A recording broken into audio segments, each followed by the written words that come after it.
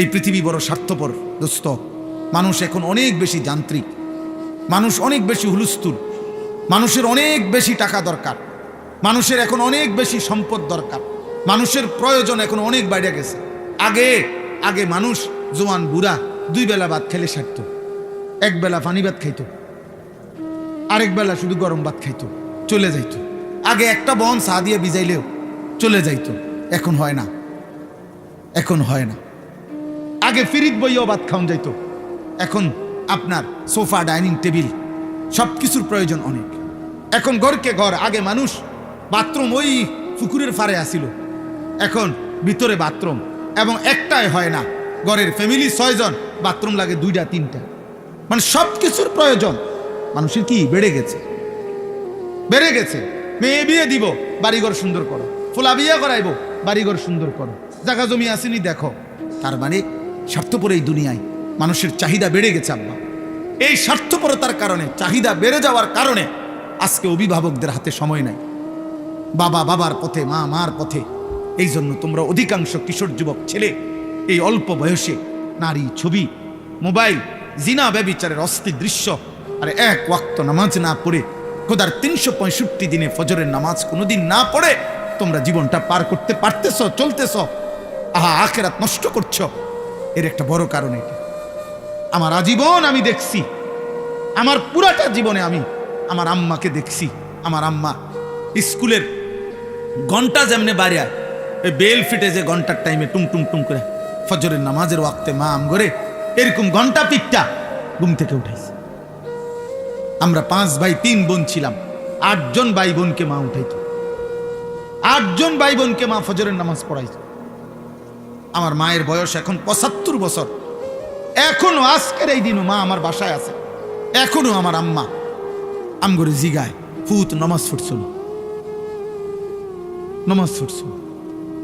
আমার মা আমার এই জীবনে, আমার ওয়াজের এই জীবন আলহামদুলিল্লাহ প্রায় 21 বছর। এই 21 বছরে শত শতবার আমারে মা এই 2 কথা বারবার বলে। এক হলো ফুত নামাজ উঠছুন, আর মা প্রায় বলে, সবসময় বলে, ফুত চাইও, কতখানে যাও, মানুষের লোকের টাকা পয়সা লইয়া ঝামেলা করো। এই কথা আমার মা বহুবার বলছে। তাইলে আব্বা তোমরা এই পরিমাণ ছেলে মাশাআল্লাহ দেখো, কিন্তু তোমরা একটা ছেলে দাঁড়াইয়া বাকিদের দিকে দেখো, চেহারা সব।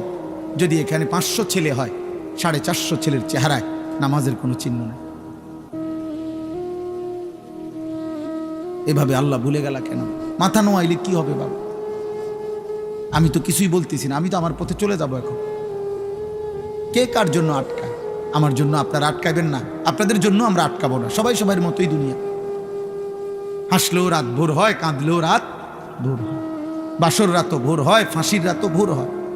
তাহাজ্জুদের যে সেজদা করে তার জন্য ভোর হয়। মদের আড্ডা, জুয়ার আড্ডা, নারীর আড্ডায় যে পড়ে থাকে সারা রাত, তার রাতও ভোর হয়।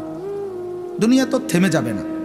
সূর্য উঠবে, চাঁদ উঠবে, রাত আসবে, দিন আসবে, আলো আসবে, অন্ধকার আসবে। 25 সাল, 26 সাল হয়েছে, 26 আবার 27 হবে, জানুয়ারি ফেব্রুয়ারি হবে, শনিবার রবিবার হবে, সকাল দুপুর হবে। এভাবে একদিন আমারে কবরে নিয়ে যাবে, তোমারে কবরে নিয়ে যাবে। স্বার্থপর এই দুনিয়া না তোমার দাদারে থাকতে দিছে, না বাবারে, না তোমারে দিবে। ফেরাউন রে দেয় নাই, নমরুদ রে থাকতে দেয় না, আবার ইমানদারকেও তো থাকতে দেয় না। দুনিয়াতে আব্দুল কাদের জিলানিও থাকে নাই, ফেরাউনও থাকে না, কেউ তো থাকে নাই রে বাপ। এত সহজে আল্লাহ তাআলা আমাদেরকে ইসলামের পরিচয় দেওয়ার পরও আমরা যদি ভুলে যাই, এর চাইতে বড় দুঃখ, খোদার কসম, কিয়ামতের দিন এর চাইতে বড় আফসোস আর থাকবে না। এই জন্য আপনারা সবাই জানেন, অনেকেই শুনছেন, নামধারী মুসলমান যে শুধু মুখে বলে, কর্মে নয়, বিশ্বাসে নয়, তাকে মুনাফিক বলে। আর মুনাফিক এত নিকৃষ্ট, এই নামধারী মুখোশধারী মুসলমান এত নিকৃষ্ট যে কাফের যারা, কাট্টা বেঈমান কাফের, তারা পর্যন্ত জাহান্নামে মুনাফিকের সাথে থাকবে না। মুনাফিককে এই জন্য সকলের নিচে জাহান্নামে ফেলে দাও। আবু জাহেল বলবে, আল্লাহ আমি মুনাফিকের লগে আমারে যেন আযাব না দেয়, ওরা আরো নামা। ওরে দেখলে আমার ঘৃণা হয়, কারণ আমি তো প্রকাশ্যেই বলছি আমি মুহাম্মদকে মানি না। কথা বলেন না?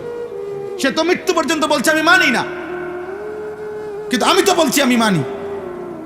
আমি বলতেছি আমি মুসলমান, অথচ আমি সেজদা দিচ্ছি না। তাহলে আপনি বলেন কেন?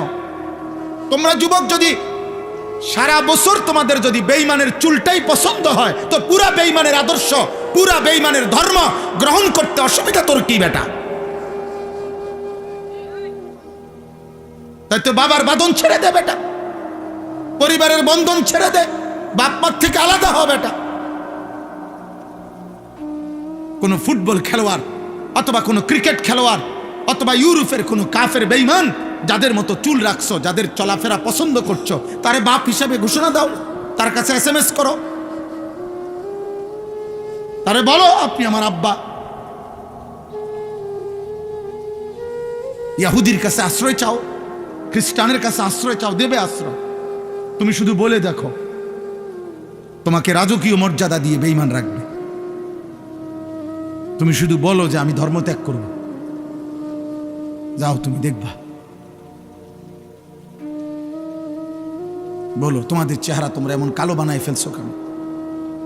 তোমাদের চেহারার মধ্যে দয়া মায়া নাই কেন আব্বা? তোমরা এমন মালিক ভুলে গেলা কেন? এমন রব ভুলে গেলা কেন? দুনিয়া নিয়ে খুশি হয়ে গেলেন? বাবারা আপনারাও, ছেলেরা তোমরাও, মারা আপনারাও, সবাই মিলে দুনিয়া নিয়ে খুশি হয়ে গেলেন। আখেরাত লাগবে না তো? আখেরাত যদি লাগে তো এমনি এমনি আখেরাত। 365 দিনে, এক বছরে কোনো দিন ফজরের নামাজ পড়লেন না, আখেরাত মিলে যাবে? নাহলে সন্তানকে বঞ্চিত করলেন কেন? আল্লাহর কোরআন থেকে বঞ্চিত করলেন কেন? 6 বছর বয়সে বাচ্চাটা আপনার কাছে কি অপরাধ করছিল যার কারণে তার দিন শিখান নাই? 7 বছর বয়সে বাচ্চাটা আপনাকে কি অন্যায় করেছিল, আপনি তাকে কেন দিন শিখান নাই? বলেন। আপনি রে ফায়সালা দেওয়ার যে আমার 3 ফুট, 1 ফুত্রে মাদ্রাসা দিছি আর দুগারে স্কুলে পড়াইছি ছোটবেলায়, হ্যাঁ, এই বন্টন করার অধিকার আপনার কে দিল? আল্লাহর কোরআন থেকে যে আমার 3 ছেলের মধ্যে আমি একজনরে পড়াবো, একজনরে পড়াবো না, এই সিদ্ধান্ত দেওয়ার অধিকার আমাদের আছে? আল্লাহর নবী সাল্লাল্লাহু আলাইহি সাল্লাম বলেছেন, আলা কুল্লি মুসলিম তালাবুল ইলমি ফারিদাতুন আলা কুল্লি মুসলিম। আলা কুল্লি মুসলিম মানে কি? 3 জনে একজন, 4 জনে একজন, তো কেটা কেটা? তাইলে বলেন। আপনাকে তো নিষেধ করে নাই বাংলা পড়াইতে, আপনাকে তো বলে নাই জেনারেল পড়া নিষেধ, বাংলা, অঙ্ক, ইংরেজি, পদার্থ, জীববিজ্ঞান এগুলো হারাম। হুজুররা বলছে এগুলো হারাম। তাহলে আমি তো কুমিল্লা ভিক্টোরিয়া কলেজ থেকে মাস্টার্স পাস করছি, আমি তো জেনারেল লাইনে পূর্ণ পড়ালেখা করছি। সায়েন্স বিজ্ঞান বিভাগ থেকে আমি তো দাখিল SSC পাস করছি 1998 সালে। বাংলাদেশে সর্বোচ্চ নাম্বার পেয়ে ফার্স্ট হয়েছি, 1 নাম্বার সারা বাংলাদেশে। আমি তো এখানে বহুবার আসছি, আপনারা আমারে দেখছেন না? তাইলে আব্বা বলেন, আমি তো নিষেধ করি নাই। তুমি পড়ো স্কুলে, পড়ো কলেজে, তুমি একদম হিমালয় পর্বতের উপরে উঠতে লাও, আটলান্টিক মহাসাগরের নিচে যাও। কিন্তু প্রশ্ন হলো, আল্লাহ বুল্লা কেন? নামাজ বুল্লা কেন? মালিকের কোরআন পড়তে পারো না কেন? আল্লাহর নামের একটা তাসবিহ পড়তে পারো না কেন? নবীর শিখানো 10টা দোয়া বলতে পারো না কেন? হ্যাঁ, এটা বাধা কিস? এটা ছুটে গেল কেন আব্বা? বাথরুমে ঢুকতে দোয়াটা পারো না কেন? বের হইতে দোয়াটা পারেন না কেন? আপনি না মাস্টার্স করছেন, আপনি না SSC পাস করছেন, আপনি না ইন্টারমিডিয়েট পাস করছেন, আপনি না অনেক কিছু করছেন, তো এটা ভুলে গেলেন কেন? এটা বাদ দিলেন কেন? আখেরাত বাদ দিলেন কেন? আল্লাহ আমাদেরকে বিবেক দান করে। চলেন, আল্লাহ তাআলা বলেন যে আল্লাহর সাক্ষাৎ চায় না, মানে জান্নাত চায় না। 2, ওয়ারাদু বিল হায়াতিদ দুনিয়া, যে দুনিয়ার জীবন পেয়ে খুশি হয়ে গেছে। কি পেয়ে খুশি হয়েছে বলেন? দুনিয়ার জীবন। খাইতেছে, ঘুম যাইতে আছে, হ্যাঁ, দুনিয়া লইয়া মোটামুটি মনের চাহিদা পূরণ হইতেছে, নাচতেছে, খাইতেছে, ফুর্তি করতেছে।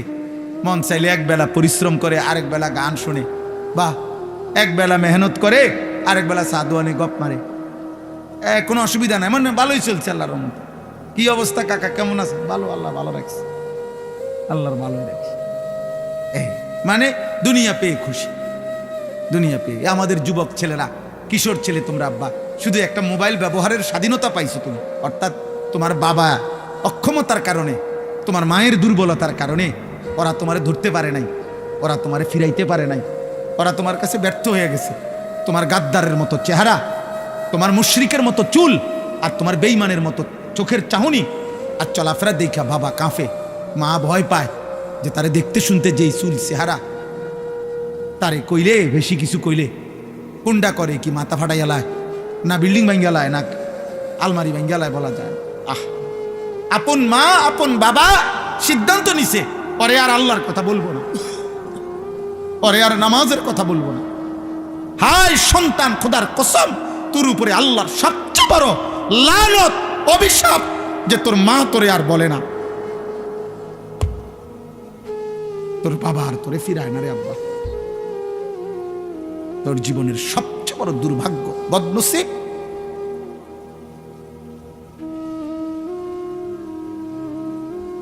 দুনিয়া পেয়ে খুশি হয়ে গেছো, নারী দেখতেছো, ছবি দেখতেছো, মোবাইল দেখতেছো, নাচ গান করতেছো, ফুর্তি করতেছো, মন মতো চুল ফিরাইতেছো, যেখানে মন চায় সেখানে আড্ডা দিতে পারতেছো, অবাধ মুক্ত স্বাধীন আজাদ।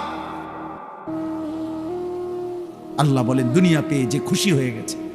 3, ওয়াতমাআন্নু বিহা, যেটুকু দুনিয়া অর্জন করেছে মৃত্যুর আগে এতটুকুর উপরে নিশ্চিন্ত হয়েছে। যে নিশ্চিন্ত, এগুলো হলো চাচাদের ব্যাপারে। বয়স্করা শেষ বয়সে হিসাব মিলাইয়া নিশ্চিন্ত। যাক, আল্লাহর রহমতে আপনাকে দোয়ায় 10 জনের দোয়ায় হুজুর দোয়া করবেন, তারা 3 জন বিদেশ, 4টা মাইয়া বিয়া দিছি, আল্লাহর রহমতে একখান বিল্ডিং করছি, ভিতরে 2টা বাথরুম করছি, বাথরুমগুলোর মধ্যেও টাইলস লাগাইছি আল্লাহর দয়া, ঘরে ফার্নিচার আল্লাহর রহমতে সব করছি, একটা নুনের বাড়িও কিনছি, কোনো অসুবিধা হয়েছে না। আল্লাহর রহমতে রাস্তার লগে কত জায়গাও লইছি, ব্যাংকে কিছু টাকাও জমাইছি। এই আল্লাহ ভালো রাখছে, আল্লাহর কাছে যা চাইছি আল্লাহ দিছে, আল্লাহ দিছে। এই যে দুনিয়া মিলাইয়া কি নিশ্চিন্ত নিশ্চিন্ত নিশ্চিন্ত যে না আলহামদুলিল্লাহ আমার 60 বছরের জিন্দগি সার্থক। আল্লাহর কাছে যেমনে যেমনে চাইছি, ফোলাগুনের বিদেশ, মাইয়ার বিয়া, বিল্ডিং, ঠিক আল্লাহ এমনি এমনি দাগে দাগে খতিয়ানে মিলাইয়া আল্লাহ দিছে আমার। ওয়াল্লাযীনা হুম আন আয়াতিনা গাফিলুন। আর 4 নাম্বার হলো আল্লাহ বলেন প্রতিনিয়ত আমি আল্লাহর বিধান, আমার হুকুম, আমার আহকাম, আমার আয়াতের ব্যাপারে যারা গাফেল। দুনিয়া তো সব বুঝে, উনি ইটও চিনে, বালুও চিনে, সিমেন্টও চিনে, উনি রাজমিস্ত্রিও চিনে, কাঠমিস্ত্রিও চিনে, উনি ভাত মাছ চাল ডাল আলো অন্ধকার রোদ বৃষ্টি হাসি কান্না নারী পুরুষ আনন্দ বেদনা সব বুঝে, সব বুঝে। কোনটা হালাল টাকা, কোনটা সুদের টাকা, কোনটা কিস্তি সব বুঝে। উনি শুধু আখেরাত বুঝে না। তাব্বাতিয়াদা সূরাটা কইতারে না, কুল হু আল্লাহ সূরাটা কইতারে না, আর তাহিয়াতু শুদ্ধ করে পড়তে পারে না। আল্লাহ নাই, আখেরাত বুঝে না, আখেরাত বুঝে, আল্লাহর বিধান বুঝে না। আল্লাহ বলেন এই 4টা জিনিস জান্নাত চায় না, দুনিয়া নিয়ে খুশি হয়ে আছে, যেটুকু দুনিয়া অর্জন করেছে এটুকুতে নিশ্চিন্ত, আর আল্লাহর আয়াত আল্লাহর বিধানের ব্যাপারে গাফেল। আল্লাহ বলেন উলাইকা মাওয়াহুমুন নারু বিমা কানু ইয়াকসিবুন। আল্লাহ তাআলা বলেন এই মানুষগুলো সারা জীবনে যা অর্জন করেছে এই সব কিছুর বিনিময়ে তাদের ঠিকানা আন্নার, জাহান্নাম, জাহান্নাম, জাহান্নাম। আল্লাহ ছেড়ে, আখেরাত ছেড়ে, হালাল হারাম ছেড়ে, জায়েজ নাজায়েজ ছেড়ে, পর্দা পুশিদার সেজদা নামাজ বন্দিগি এই সব বাদ দিয়া আপনি শুধু দুনিয়া সাজাইছেন। আল্লাহ বলছে এই দুনিয়ার সমস্ত কিছুর বিনিময়ে এই বাড়ি, এই বিল্ডিং, এই দালান, এই সংসার, এই ব্যবসা, এই উপার্জন, এই সব কিছু তাকে জাহান্নামে পৌঁছাবে। কোথায় পৌঁছাবে? জাহান্নাম। অতএব প্রত্যেকের কাছে অনুরোধ, আখিরাতের ফিকির করো। কিশোর ভাই, যুবক ভাই, তোমার অনুরোধ করলাম বাবা, তুমি আল্লাহর দিকে ফেরো।